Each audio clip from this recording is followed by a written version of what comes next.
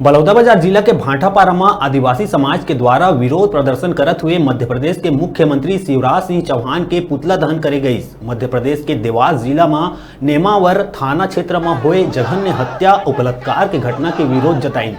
CBI जांच की मांग करत हुए राष्ट्रपति और मध्य प्रदेश के राज्यपाल के नाम भाटापारा एसडीएम ला ज्ञापन दिए गए। उन्हें भाटापारा बस स्टैंड में कुछ समय भर आदिवासी मन के द्वारा चक्का जाम कर वाहन के पहिया ला कुछ समय भर थाम दी। भाटापारा मध्य प्रदेश के देवास जिला में नेमावर थाना क्षेत्र अंतर्गत एक आदिवासी परिवार के 5 सदस्य के निर्मम हत्या कर और नाबालिग बच्ची मन ले बलात्कार कर गायब कर दिए गई। जिन्हा 1.5 महीना बाद भाजपा नेता सुरेंद्र चौहान के खेत में उखर लाश गड़े हुए मिली। जघन्य हत्या और बलात्कार के आरोपी मन ला फांसी और मामला के सही तरीका ले जांच बर सीबीआई जांच के मांग करत हुए भाटापारा के बस स्टैंड चौक में आदिवासी समाज के सैकड़ों लोगन के द्वारा चक्का जाम और मध्य प्रदेश के मुख्यमंत्री ऊपर अपन गुस्सा व्यक्त करत हुए पुतला दहन करी।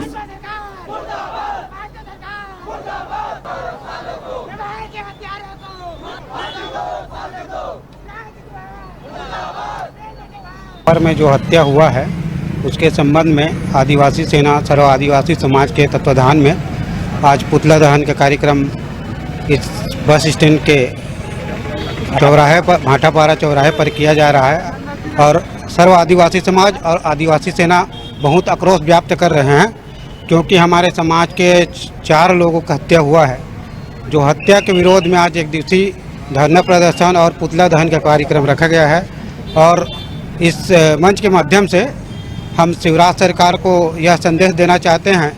आदिवासियों का शोषण अत्याचार बंद होना चाहिए। मध्य प्रदेश में हमारे आदिवासी समाज की बहन के साथ जो कुकृत्य किया गया और उसके साथ बहुत ही